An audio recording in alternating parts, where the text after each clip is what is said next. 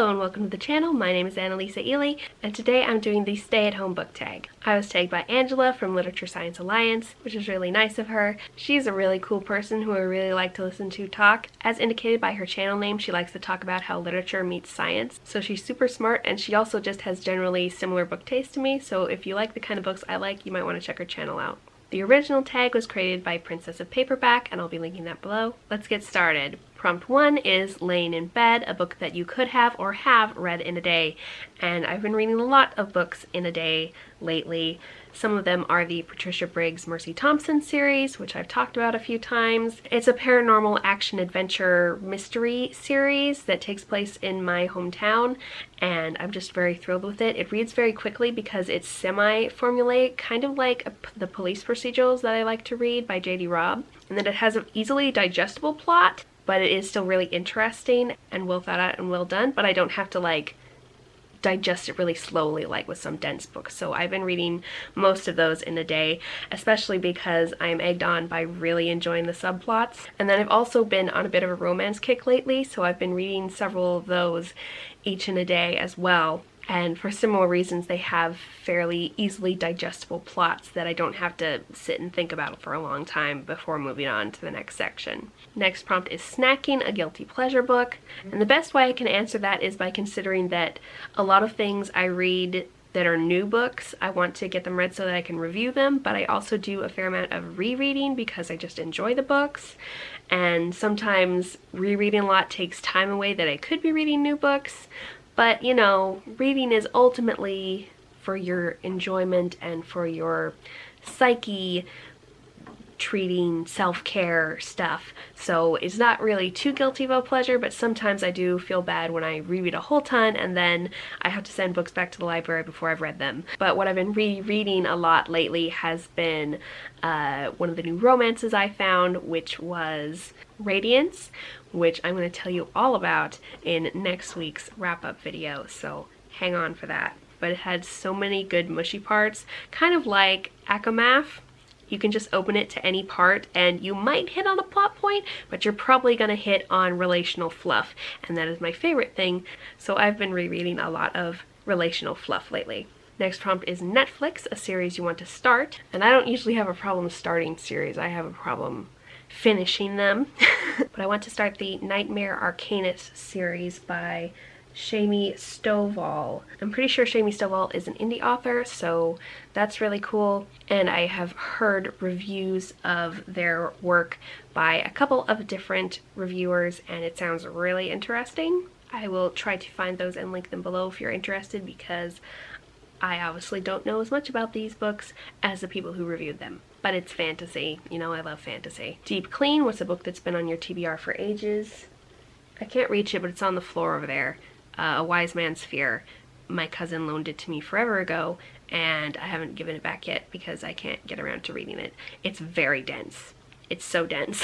I started reading it and got stuck at like the second page. The next prompt is Animal Crossing, a book you bought because of the hype. And I don't generally buy books because of the hype, because I don't generally buy books. I usually get them used.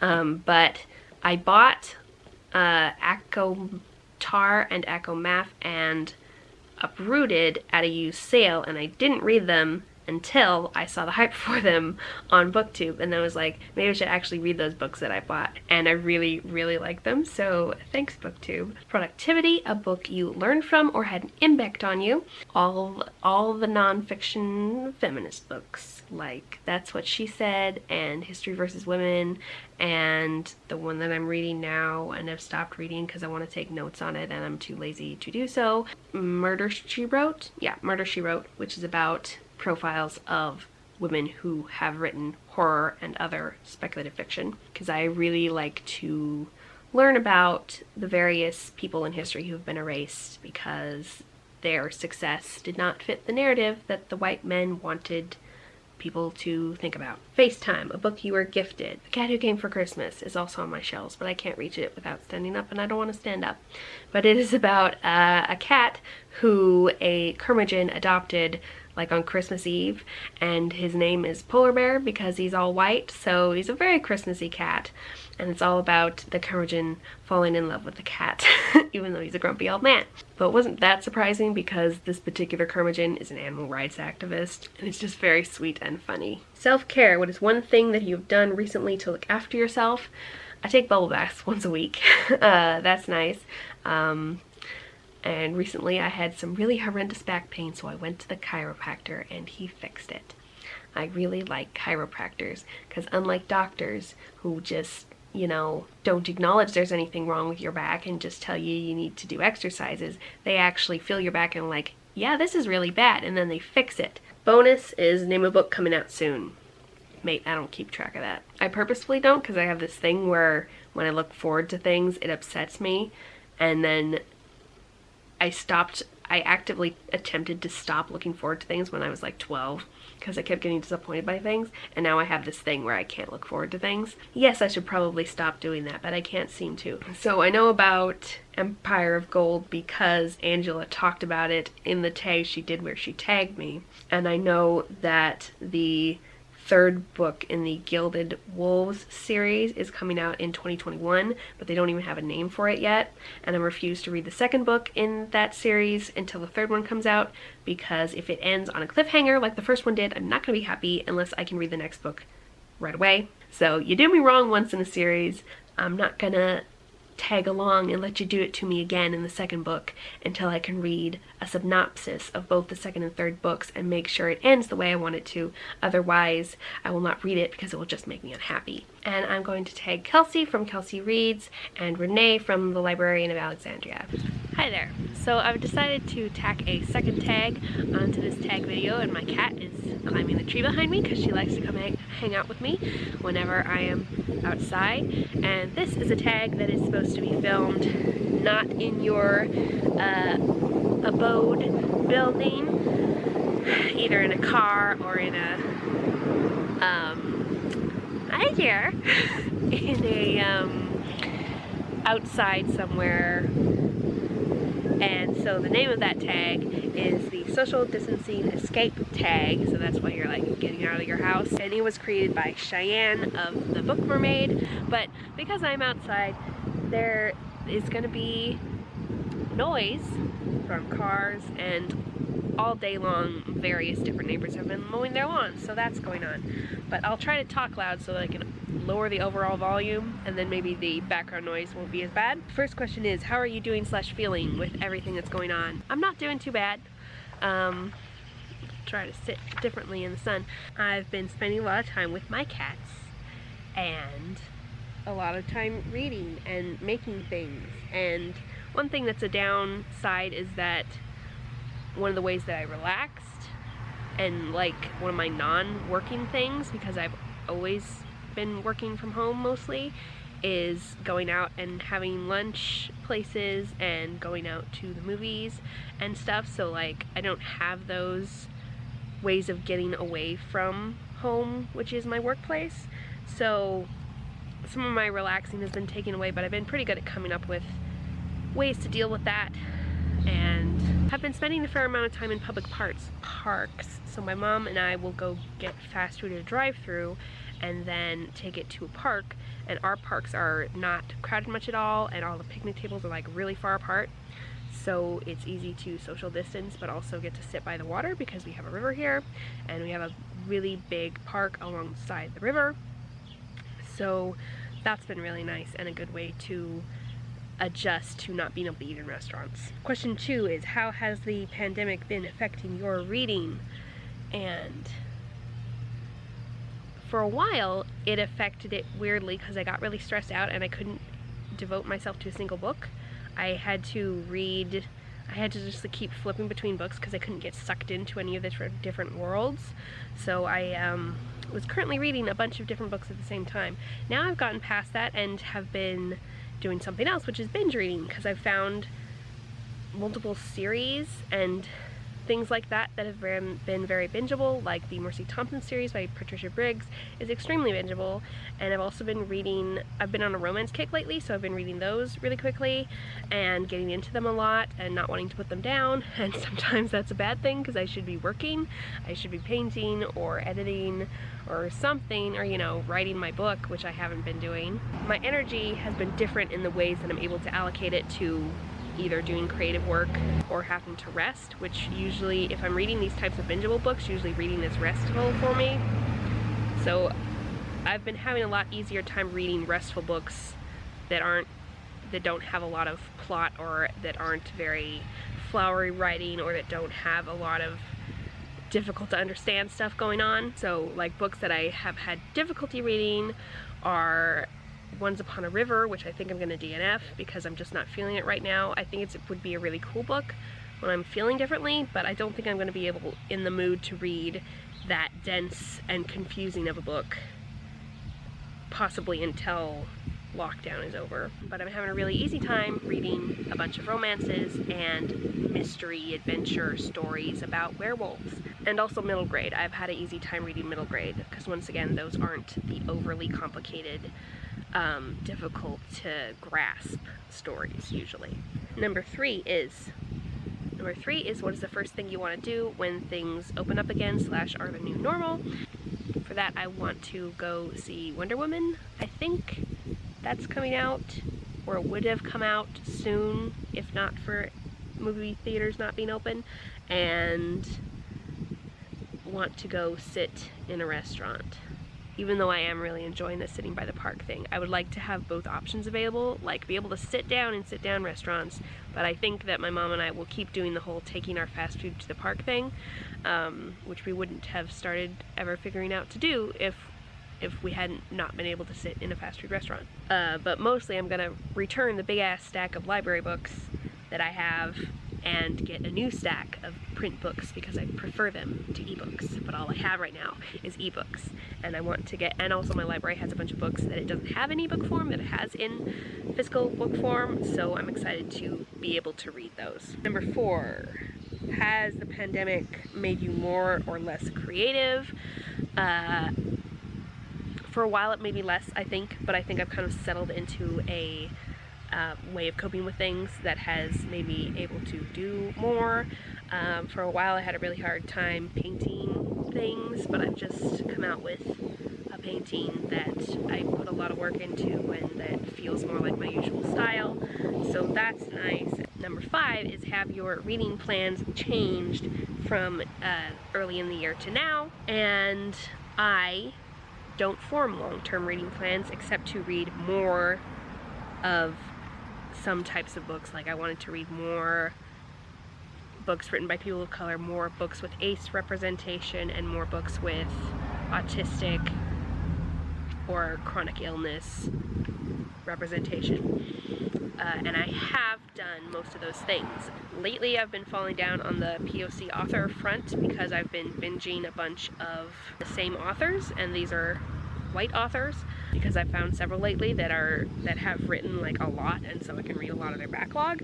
But I have a couple that are like in the pipeline that I'm gonna read soon to kind of get my stats back up in that area. But if y'all could recommend me some fantasy romances written by women of color, that would be super helpful because I'm in a very much fantasy romance mood right now. Or Regency romances, those are good too. But I have been very successful during the quarantine at reading asexual representation books because a lot of those are not traditionally published, and so since I was reading ebooks anyway, I thought I might as well get indie published ebooks because it's easier to get those than physical form indie published. And so I think that widened which books I was reading a lot, so that was good. Number 6 is, what character would you like to be quarantined with? And I picked 2 for this, being Agnieszka from Uprooted and Katrine from Heart's Blood, because these are both my kind of Beauty and the Beast retelling. So both these ladies have really big libraries, and I don't want them to come to my house to quarantine. I want to go to their house to quarantine, and I want us to sit in their big libraries together and talk about magic and books. I think that would go down really well. Number 7 7 is how's the weather been. The weather's been windy and rainy, which usually the rain is more in April, but we've had a ton of rain now in May, and it has rotted some of our potted plants, which is annoying. But as you can see today, the sun is shining, so things are better right now. Number 8 was your go-to quarantine snack, and I discovered chocolate popcorn during quarantine. Hello, my baby. Hello, my baby. There's not much room on my lap. Oh, well, you're gonna make room, aren't you? Yeah. Yeah, there's room if you just let me sit all over your papers. Yeah, there's room, isn't there? Yeah. There's always room for cat. And so I have been eating a lot of chocolate popcorn, which is just unsalted popcorn that I then melt semi-sweet chocolate and mix it into it, and then pop it in the freezer until it's sufficiently hardened, and then I just eat it, and it's really, really delicious and also filling. Number 9, which author would you like to quarantine with? I feel like Naomi Novik and I would get along. Also, Catherine M. Valente has a really sweet partner and an adorable child, and one of the things I like to do is babysitting, so maybe I could babysit for them while they write and record audiobooks. That would be cool. Number 10, who are 2 characters you would like to see quarantine together? See, a lot of my favorite characters don't like people, and so I don't want to subject them to anyone, especially another character who doesn't like people. Ooh, 2 people who would drive each other crazy in an entertaining way would be Howl from Howl's Moving Castle and Sarkhan from Uprooted, because Sarkhan really doesn't like chaotic things. He likes everything to make sense, and Howl has very chaotic magic, and I think that they would be very entertaining if you stuck them together. And if you stuck their partners together, that would also be good. They would actually like each other, I think. That would be Sophie and Agnieszka. They would like each other. Number 12, give us 3 of your favorite book quotes at least. And I brought my other notebook that has quotes that I write down in it. So 2 that I've written down recently because there's an author who just words things really wonderfully, and that is Elizabeth Peters. She writes the Amelia Peabody series. From Crocodile on the Sandbank, it is Evelyn, who is a female character, talking to Amelia Peabody, who is the main female character, saying, "I had dared to let myself envision a life together, growing old with you, winding wool and keeping cats and tending a garden somewhere in the country. We could be content, could we not?" And this is her talking about, they both have guys they like, but they're both not thinking that they will actually end up with them, and Evelyn is like, "Can't we just be girlfriends and be old cat ladies together? We don't need those stupid men, do we?" And then from Heart's Blood, Katrine, thinking of Anluan, who's the Beast character, "I knew that whether or not Anluan could ever love me as a husband loves his wife, and whether or not I could ever bear his children, I was bound to him as a tree is to the earth, or stars to sky, bound in a love that would transcend all obstacles. I must go, I would go." And this is when she's deciding to go and save him, when the magic mirror tells her he's in trouble. And the reason that is my favorite is because it touches on the whole sex is not a necessary part of romance thing that's very meaningful to me. And this is one of the first books that I found that in, so laid out like that. Anyway, also, all quotes from Lord of the Rings, my mom and I just say the words as the characters do during the movies while we watch them together, and I love all of them. Like, "She gave me 3," which is the thing that Gimli says, and the whole Black Gate speech, and "I can't carry it for you, but I can carry you," and "I'm going with you." Everything that Sam ever says, actually. Those books have the best quotes ever. 13 is, what is your favorite color? Pink. Hence my pants that you can see. And my glasses and my earrings and my hair thing. 14, what character would you cosplay as? I would love to cosplay as any Fire Emblem character. They have the coolest clothes and the coolest hair, and I've loved them since I was a small child. Number 15, if you could cosplay with your BookTube friends, I would make them all dress up as Fire Emblem characters, and we would all go as the same, like, from the same game, and be like the team from that game. But if it was something we had to cooperate on, I couldn't just tell them what to do. I think I could get a good a good number of us to cooperate and dress as Celtic pirates. I think that would go over well with quite a few of my friends on BookTube. Oh, I skipped out 11, which is 2 authors you would like to be quarantined together so that they would collaborate on a book. That's another thing that I don't feel comfortable like subjecting authors to each other, because writing is such a personal thing, and even though there are multiple authors that I like, I don't know if they would enjoy like working with each other and like compromising their artistic vision. But 2 people who write very similar books in some vibes would be Nora Roberts / JD Robb and Patricia Briggs. I find a lot in common between Patricia Briggs' Mercy Thompson series and the In Death series, because they are both books that focus on some plot elements, like they both have mystery elements, and one is just supernatural and one is sci-fi, police procedural, and then they have really wonderful emotional subplots with really great characters and a whole cast of side characters who are really awesome. So I think they could create something together that would be good, and like they could agree on things together. And number 16 is, if you could have any wish, what would it be? It made. That's such a broad question. Like, I have a make the world better wish, which would be no more capitalism. A personal wish would be for the library to reopen. That would be good, without anyone getting sick from it. And worldwide, besides the whole capitalism thing, which, you know, capitalism has made the whole pandemic go down worse for a lot of people, is for just everybody to be cured and for nobody to get sick anymore. You know, lots of different wishes that I could have. So anyway, I extend this tag to the people that I tagged for the other one that I just did. So if you guys would like to do one or the other of these tags, whichever one you prefer, or both, or none, whatever you feel comfortable with. And thank you so much for watching. I will pass you back over to the outro from the other thing that I filmed, because I didn't know at the time that I was going to film another tag to go with it. Thank you so much for watching, and I'll see you in the next video. Bye!